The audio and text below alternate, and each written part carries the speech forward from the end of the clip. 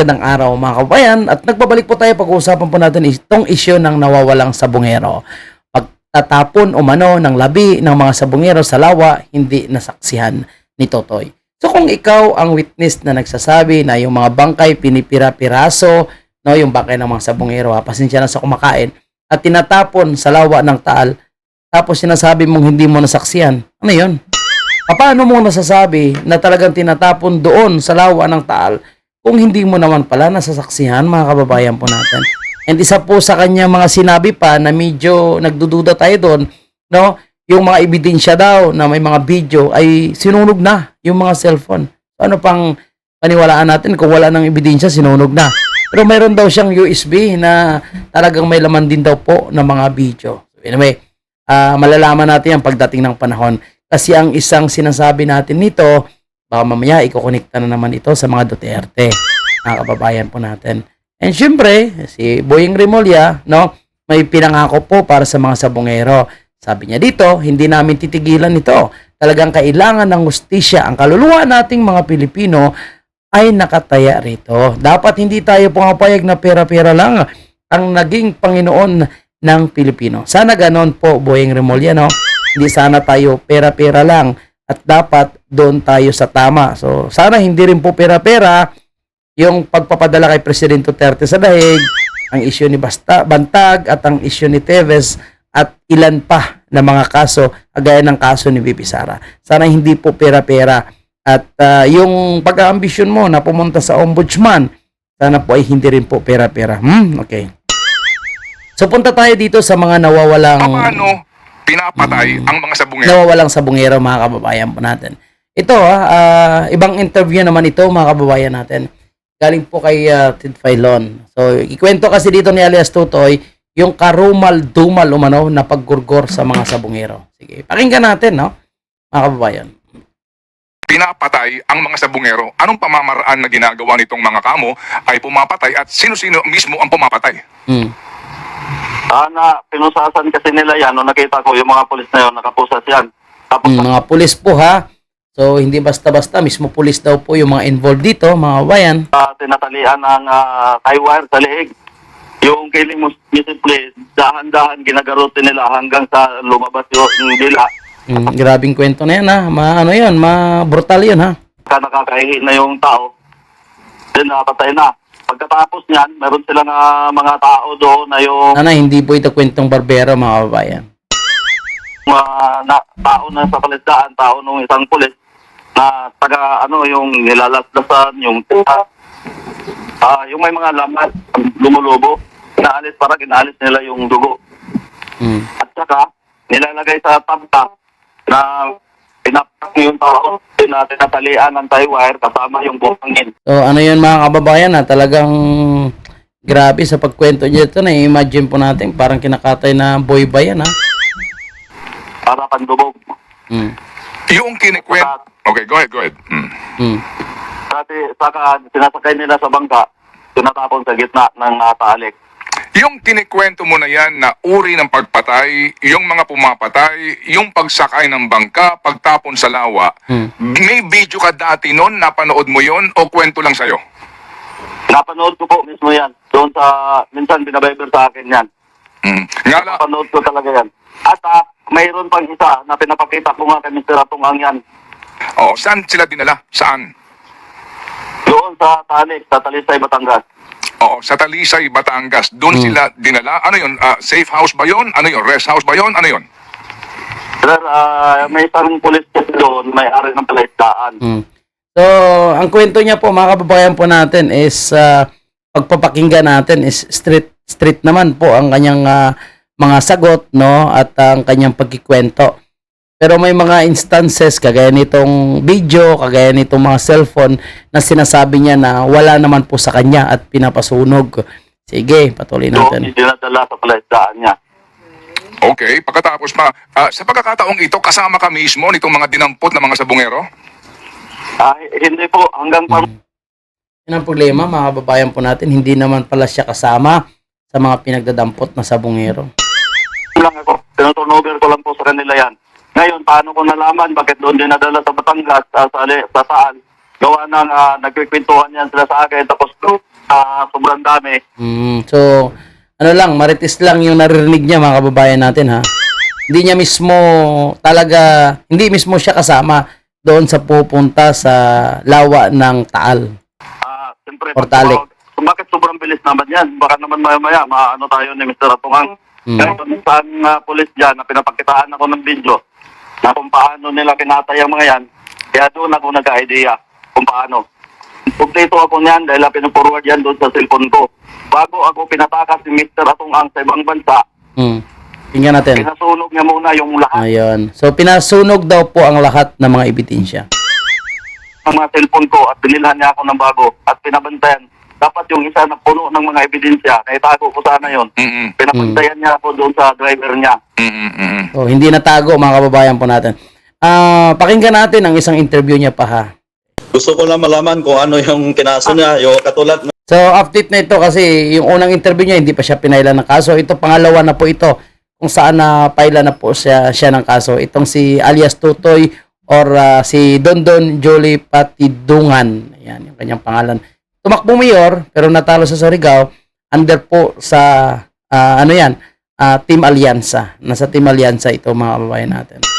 Kaya mahal niya daw po si Bongbong Marcos. may isang binanggit niya na extortion daw.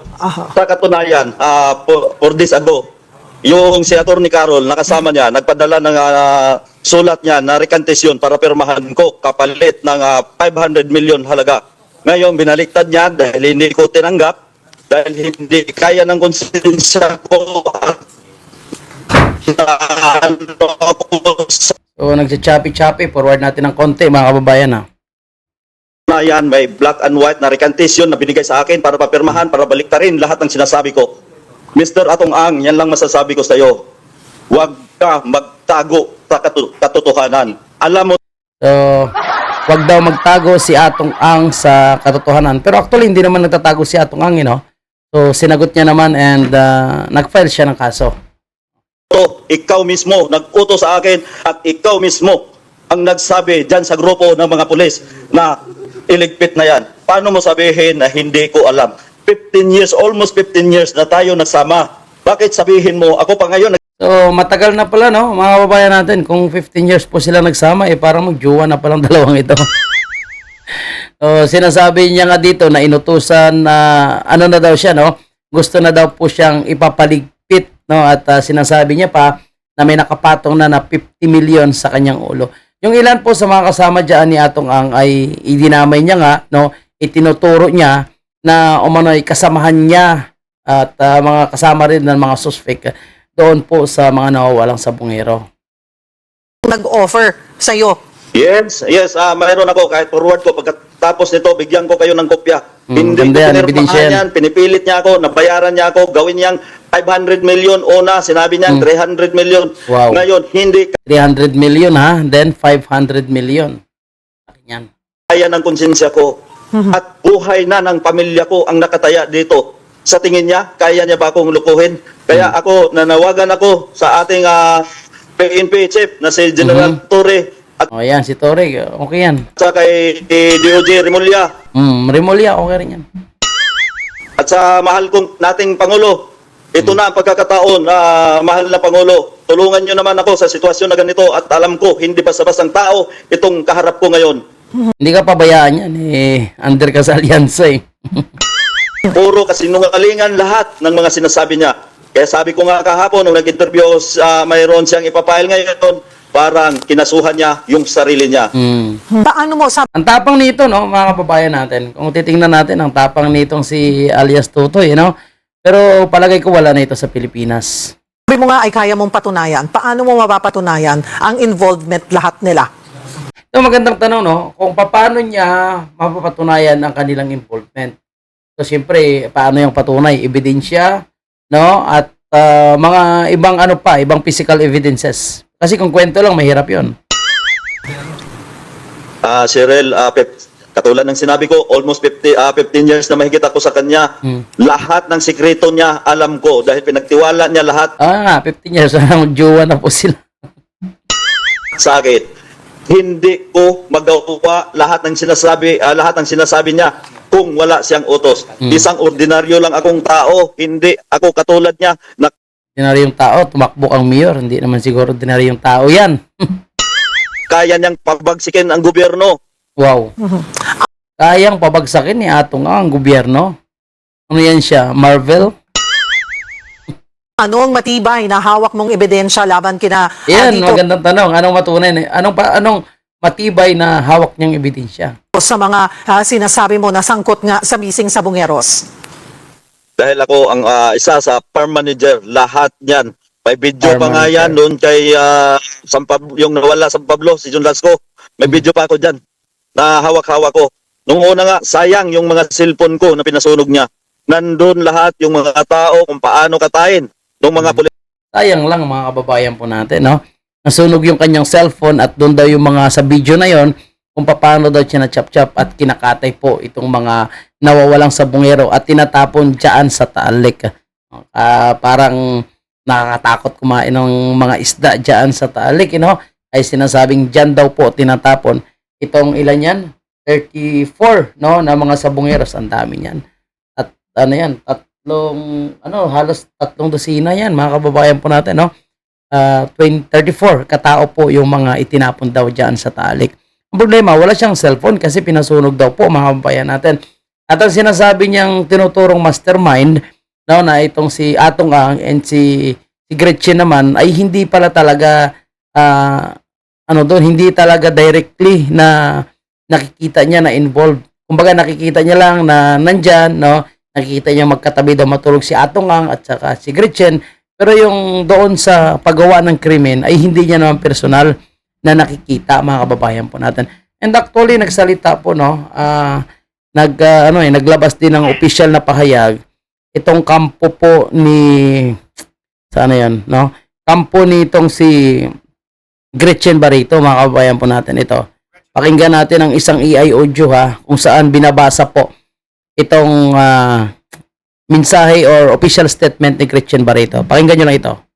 Barreto camp has Hmm. denying any involvement in the case of missing Sabongeros. While he has not witnessed anything that Ms. Barreto has said or done, the whistleblower maliciously speculates she must nonetheless somehow be involved because of her close connection with Mr. Atongang, said Ati Alma Malonga. Barreto legal counsel Malonga clarified that Barretti did not operate.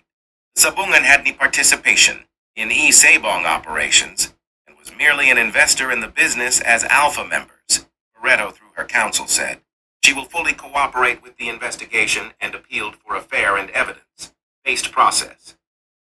So, ang sinasabi po, mga kababayan po natin, na talagang hindi niya rin nakita personal na kasama doon si Gretchen Barreto.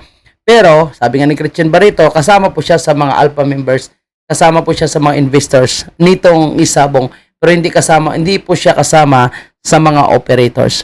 So, sabi niya naman, handa po siyang mag-cooperate, handa po siyang makikiisa sa mangyayaring investigation. So, abangan po natin, mga kababayan, kasi curious ako dito kung sino po yung tinutukoy na 2 congressman at 1 senador. So, kasi mamaya baka ililink na naman ito sa Duterte allies ng mga senador, lalo na po yung kilala, no, na mga Duterte allies senators, no, na posibleng tatakbong vice president pagdating ng 2028. So, posibleng isang malaking issue ito. At ito po ay hindi natin bibitawan, patuloy tayo magbibigay ng update dito. Lalong-lalo na sa panibagong update, itong si alias Tutoy ay nasa protection program na pala ito ng PNP. So, binabantayan na rin po ito ng PNP. And hindi pa siya nakasubmit ng kanyang official na affidavit. Kumbaga, itong mga interview niya ay yan din ang magiging laman daw po ng kanyang affidavit. Anyway, abangan natin, mga kababayan. Gaya ng nasabi natin, wala tayong kinakampihan. Kundi ang gusto rin po natin ay magkaroon ng tamang hustisya itong mga biktima. Siyempre, may mga anak yan, nanay, tatay. So, dapat makatanggap po sila ng tamang hustisya at hindi yung manufactured, tanim at gawa-gawa lamang nitong administrasyon na ito. Kasi alam naman natin ang administrasyon na ito mukhang sanay din sa mga pagtatanim. So, sana hindi ganon at mawala sana yung pagdududa natin na baka magaya lang ito kay Bantag, no, PRRD, BP Sara, and Tives, no, nakaduda-duda. yung mga allegation, mga witnesses na mga lumalabas. Okay, so yan lang po mga kababayan po natin. Siyempre panalangin din po natin ang kaligtasan nitong si alias Totoy.